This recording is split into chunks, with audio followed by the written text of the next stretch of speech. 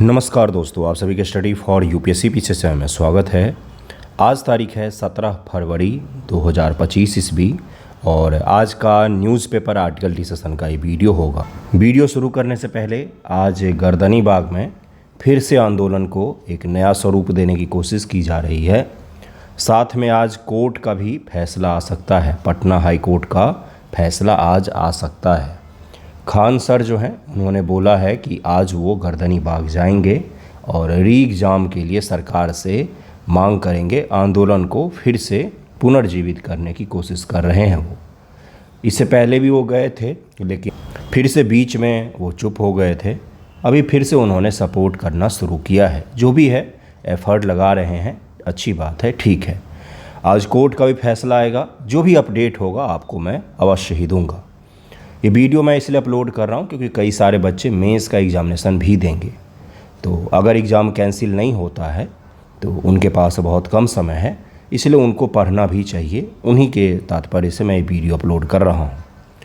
क्या है आज का हेडलाइन? तो हेडलाइन आपको पता ही होगा।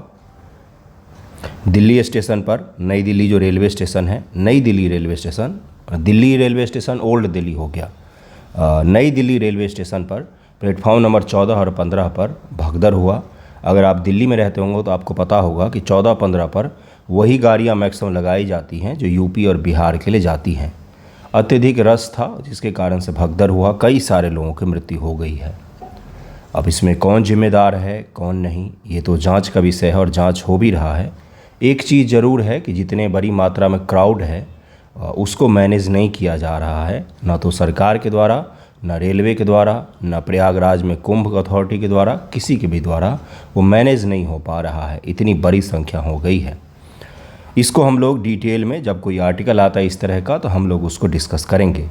आज हम लोग क्या क्या पढ़ने वाले हैं, तो एक बहुत ही इम्पॉर्टेंट टॉपिक, मस्कत जो है ओमान में, वहीं पर इंडियन ओशियन कॉन्फ्रेंस आयोजित किया गया है जिसमें हमारे विदेश मंत्री जी ने पार्टिसिपेट किया है, तो उसको हम लोग आज पढ़ेंगे। उसके अलावा ऊर्जा सप्ताह मनाया गया है, उसका भी अध्ययन करेंगे हम लोग। और सॉवरेन ग्रीन बॉन्ड, SGB कहा जाता है, ये काफ़ी चर्चा में है। बजट के पश्चात से भारत सरकार इस पर काफ़ी ज़्यादा जोर दे रही है, तो इसका भी अध्ययन करेंगे हम लोग। ओके, देखते चलते एक एक करके टॉपिक को, जल्दी वीडियो कंप्लीट करते हैं। कई सारे बच्चे को फिर आंदोलन में जाना होगा तो आप वहाँ पर भी जाइएगा। ओके, देखिए क्या है हिंद महासागर सम्मेलन, इसका नाम है। क्या नाम है? हिंद महासागर सम्मेलन। अगर आपको मैं न्यूज़ दिखाऊं तो आप यहाँ पर देखेंगे कि हमारे जो विदेश मंत्री जी हैं उन्होंने वहाँ पर कॉन्फ्रेंस में हिस्सा भी लिया है और भाषण भी दिया है और आगे की राह बताई है कि इंडियन ओशन जो है इसका भविष्य किस प्रकार से सिक्योर किया जा सकता है। उन्होंने एक लाइन बोला जो आपको पढ़ना चाहिए। उन्होंने बोला कि इसमें लॉ एंड ऑर्डर को हमें बहाल करना पड़ेगा। बहुत बार मैंने ये शब्द बोला है। उन्होंने भी यही चीज़ बोला कि हमें इंडियन ओशन में लॉ एंड ऑर्डर को बहाल करना पड़ेगा। लॉ एंड ऑर्डर का क्या तात्पर्य होता है कि जो वैश्विक कानून बनाए गए हैं समुद्र को लेकर, उसका हमें पालन करवाना है। इसमें हिंद महासागर सम्मेलन या क्षेत्र में सभी के लिए सुरक्षा और विकास, भारत सरकार की एक पहल है सागर, क्या नाम है इसका, सागर, हेतु क्षेत्रीय सहयोग की संभावनाओं पर विचार विमर्श करने के लिए हिंद महासागर के देशों का एक प्रमुख परामर्शी मंच है। इंडियन ओशियन में जो देश हैं उनका ये एक प्रकार से मंच है जहाँ पर एक दूसरे से मिलते हैं, बातचीत करते हैं और कोशिश करते हैं किसी भी समस्या का हल निकालने की या भविष्य की योजनाओं के नीति निर्माण करने की। इसका पहला संस्करण वर्ष 2016 में सिंगापुर में आयोजित किया गया था। ये ज़रूर ध्यान रखिएगा, हो सकता है ये पूछ ले आपसे। क्या बोला गया है? 2016 में सिंगापुर में आयोजित किया गया था जिसमें 30 देशों के प्रतिनिधियों ने भाग लिया था। इसका छठा संस्करण 2023 में ढाका, बांग्लादेश में आयोजित किया गया था। इसे भारतीय विदेश मंत्रालय द्वारा इंडिया फाउंडेशन के सहयोग से प्रतिवर्ष आयोजित किया जाता है। देखिए यहाँ पर क्या लिखा हुआ है, छठा संस्करण 2023 में ढाका में हुआ था और पिछले साल ये कहाँ पर हुआ है? ऑस्ट्रेलिया में हुआ था और इस बार मस्कत ओमान में हो रहा है। देखिए आगे क्या लिखा हुआ है, इसमें ऑस्ट्रेलिया, दक्षिण पूर्व एशिया, दक्षिण एशिया, हॉर्न ऑफ अफ्रीका और दक्षिण पूर्वी अफ्रीका जैसे उपक्षेत्रों के शामिल हैं। मैं मैप दिखाऊंगा आपको।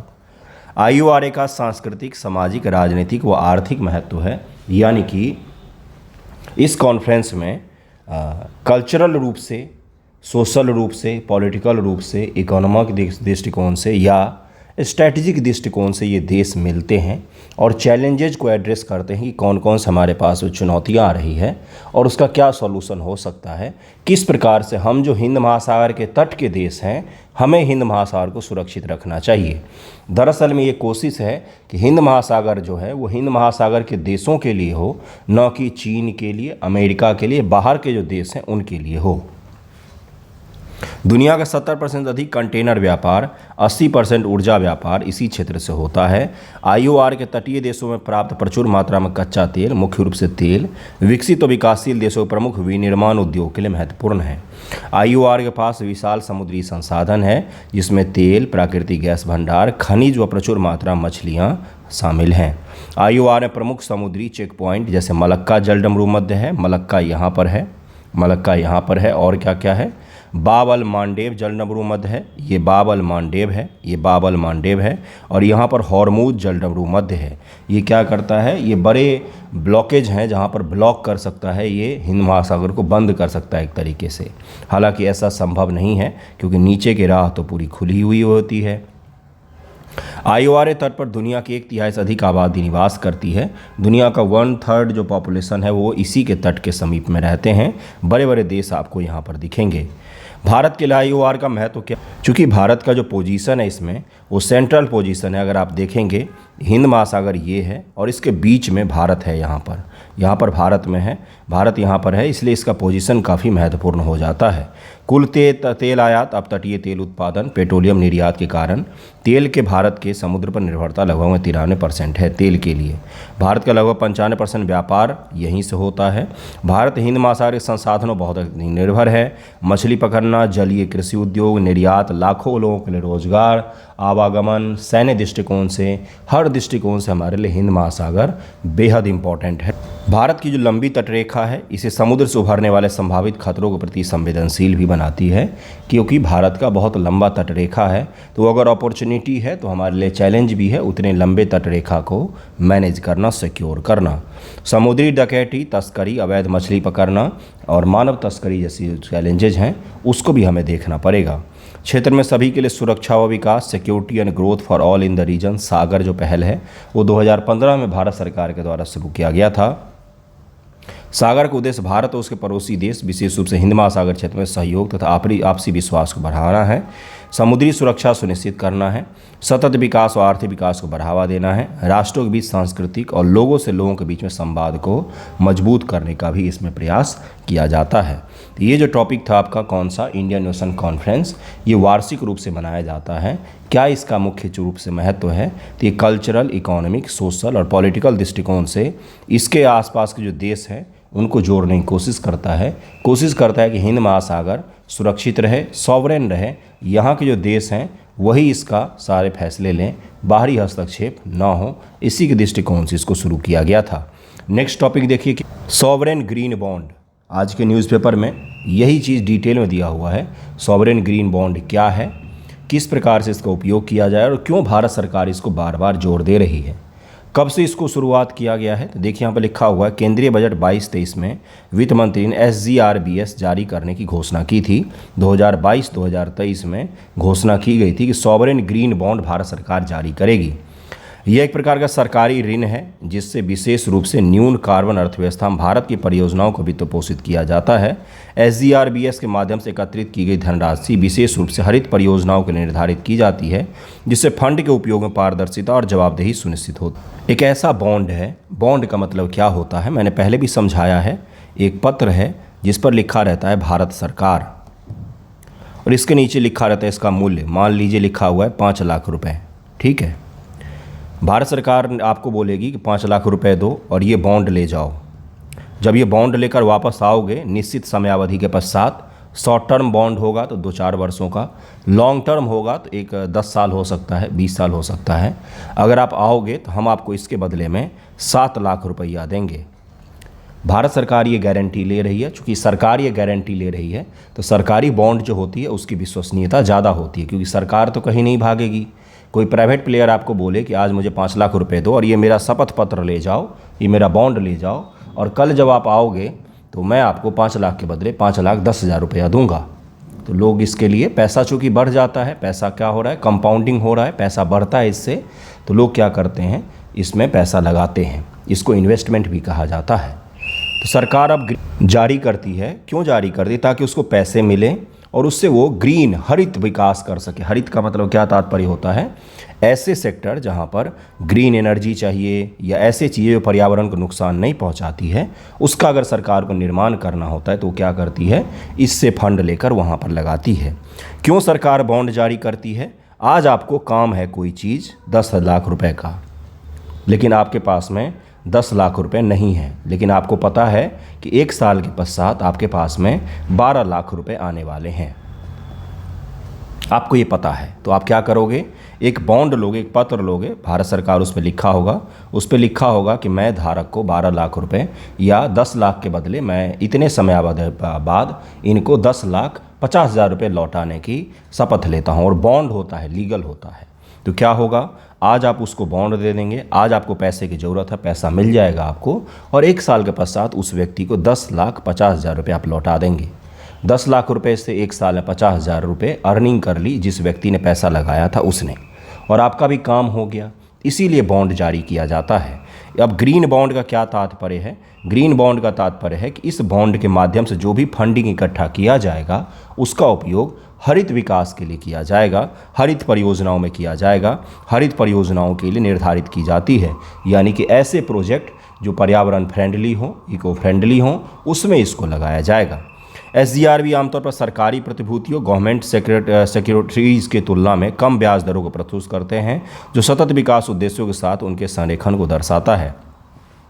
SGRB जारी करने तो वित्तपोषित परियोजनाओं की विश्वसनीयता सुनिश्चित करने के लिए अंतर्राष्ट्रीय स्तर पर मान्यता प्राप्त हरित मानकों एवं प्रमाणन प्रक्रियाओं का पालन करना आवश्यक है। ऐसा नहीं हो सकता है कि आप किसी भी चीज़ के लिए इसको जारी कर दें, आपको अंतर्राष्ट्रीय जो मानक बनाए गए हैं उसी के आधार पर इसको जारी करना होगा। वर्गीकरण SGRB को वैधानिक तरलता अनुपात SLR के तहत वर्गीकृत किया गया है, जो वित्तीय संस्थानों के लिए RBI द्वारा निर्धारित तरलता दर है। आपको पता होगा SLR, CRR ये सब होता है ना, उसी प्रकार से इसको भी जारी किया गया है। वित्तीय संस्थान का क्या मतलब होता है? बैंक वगैरह हो गए वित्तीय संस्थान। वित्तीय संस्थानों को ग्राहकों को ऋण देने से पहले SLR अपने पास रखने चाहिए, जिससे अन्य उद्देश्यों हेतु धन की उपलब्धता प्रभावित होती है।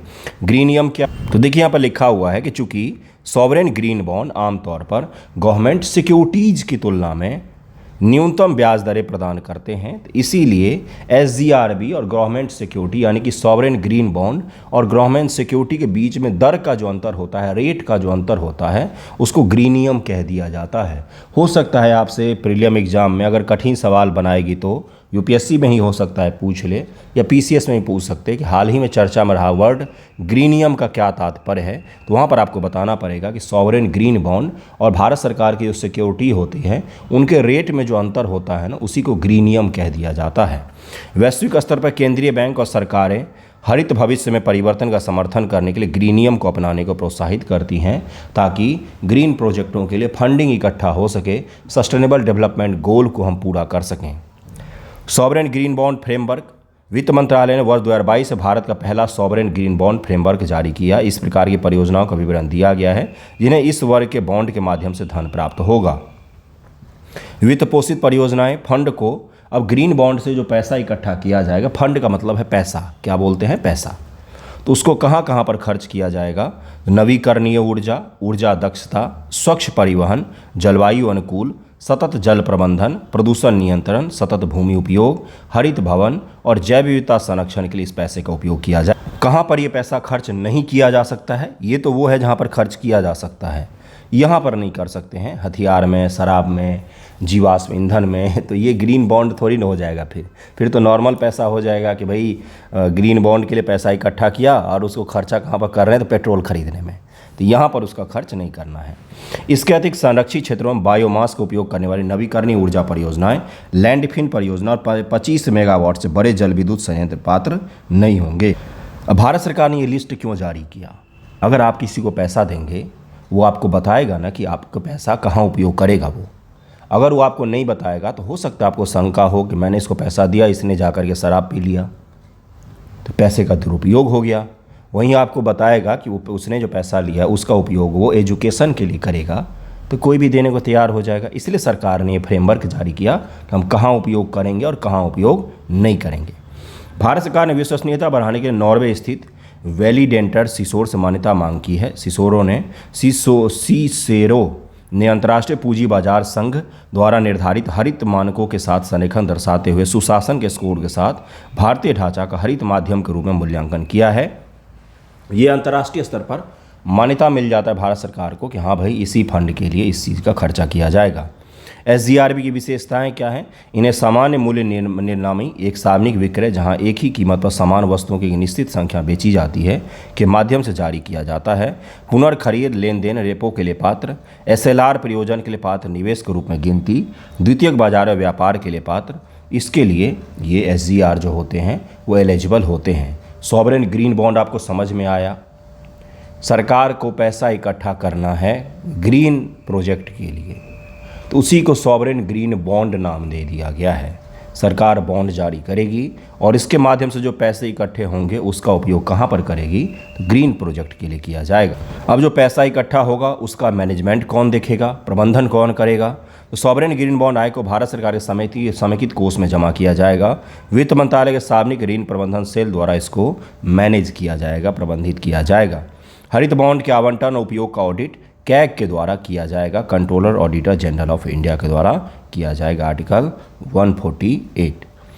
भारतीय हरित बॉन्ड न केवल स्थिर लाभों का, ठीक है भाई, अब लाभ क्या होगा इससे लाभ ये होगा कि भारत सरकार इस फंडिंग से जो पैसा इकट्ठा होगी उसका उपयोग देश में सतत विकास लक्ष्यों को पूरा करने के लिए आसानी से कर सकती है, हरित परियोजनाओं को लगा सकती है, प्रदूषण कम करने के लिए इसका उपयोग कर सकती है। तो ये इसका लाभ हो जाएगा। अगला टॉपिक है, छोटा सा ही टॉपिक है, इंडिया एनर्जी वीक 2025। हो सकता है आपसे पूछ ले कि हाल ही में इंडिया एनर्जी वीक 2025 बनाया गया है, ये किसके द्वारा किया गया, क्या इसका लक्ष्य था, क्या है ये, इसके बारे में बताएं। इंडिया एनर्जी वीक 2025 से भारत ने ऊर्जा सुरक्षा बढ़ाने, आपूर्ति स्रोतों में विविधता लाने के लिए उद्देश्य कई रणनीतिक समझौतों और समझौता ज्ञापन पर हस्ताक्षर किया है। इंडिया एनर्जी वीक 2025 पेट्रोलियम प्राकृतिक गैस मंत्रालय के संरक्षण में भारतीय पेट्रोलियम उद्योग महासंघ द्वारा संयुक्त रूप से नई दिल्ली में आयोजित किया गया है। इसमें वैश्विक ऊर्जा क्षेत्र के 700 से अधिक प्रदर्शक शामिल हुए। किनके द्वारा किया गया है? यहाँ पर लिखा हुआ है पेट्रोलियम प्राकृतिक गैस मंत्रालय, इंडिया एनर्जी वीक 2025 और पेट्रोलियम महासंघ जो है उसके द्वारा किया गया है, उद्योग महासंघ। कहाँ पर? नई दिल्ली में। क्या है ये? अब इसमें दुनिया भर के वैश्विक 700 से ज़्यादा प्रदर्शन करने वाले ऊर्जा सेक्टर के कंपनियां, लोग, ये सब इकट्ठे हुए हैं और उन्होंने भाग लिया है। इस कार्यक्रम में ऊर्जा पहुंच, सुरक्षा, स्थिरता, डीकार्बनाइजेशन प्रयासों पर जोर दिया गया। डीकार्बनाइजेशन का मतलब क्या होता है? कार्बन डाइऑक्साइड से हमें छुटकारा चाहिए। कार्बन डाइऑक्साइड जितना उत्सर्जित होता है, मान लीजिए 100 टन उत्सर्जित हुआ, तो हम इतने पेड़ कम से कम लगा लें जो क्या करे, 100 टन कार्बन डाइऑक्साइड को अवशोषित कर ले। तो इससे क्या हो जाएगा? टोटल एमिशन 0 हो जाएगा। इसको कहा जाता है डीकार्बनाइजेशन। ये क्या होगा? Total emission 0। डीकार्बनाइजेशन में एक स्टेप और बढ़ जाए, हम ऐसे प्रोडक्ट ही ना बनाएं जिनसे कार्बन का उत्सर्जन हो। सारी गाड़ियाँ इलेक्ट्रिक गाड़ियाँ हो जाएं या हाइड्रोजन इंजन पर चलने वाली हो जाएं, तो कार्बन का उत्सर्जन ही नहीं होगा। इसको भी क्या कहा जाता है? डीकार्बनाइजेशन कहा जाता है कि कार्बन का उत्सर्जन को हमें रोकना है। FIP हाइड्रोकार्बन क्षेत्र के संस्थानों की एक सोसाइटी है और यह सरकार के साथ उद्योग इंटरफेस के रूप में कार्य करती है। प्रमुख समझौता ज्ञापनों पर हस्ताक्षर। भारत पेट्रोलियम कॉरपोरेशन लिमिटेड ने 6 मिलियन बैरल कच्चे तेल के आयात के लिए पेट्रोब्रास ब्राज़ील के साथ साझेदारी की है, जिससे भारत के तेल आयात में विविधता आएगी और इससे भारत के सरकार के तेल आयात में विविधता आएगी। भारत सरकार ने एक छोटा सा समझौता ज्ञापन पर ही हस्ताक्षर किया है। BPCL और eco wave power Israel Mumbai में भारत का पहला वेब एनर्जी पायलट स्थापित करेंगे। प्राकृतिक गैस आधारित अर्थव्यवस्थाओं में भारत के परिवर्तन को मजबूत करने के लिए IOCL ADNOC UAE ने 2026 से शुरू होकर 14 वर्षों की अवधि के लिए 1.2 मिलियन मीट्रिक टन प्रतिवर्ष तरलीकृत प्राकृतिक गैस LNG के लिए भी अनुबंध पर हस्ताक्षर किया है।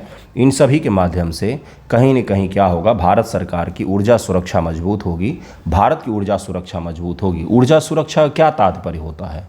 शब्दावली को जब तक आप फील नहीं करेंगे तब तक आप समझ नहीं पाएंगे। मैं तो पढ़ के बढ़ जाऊँगा।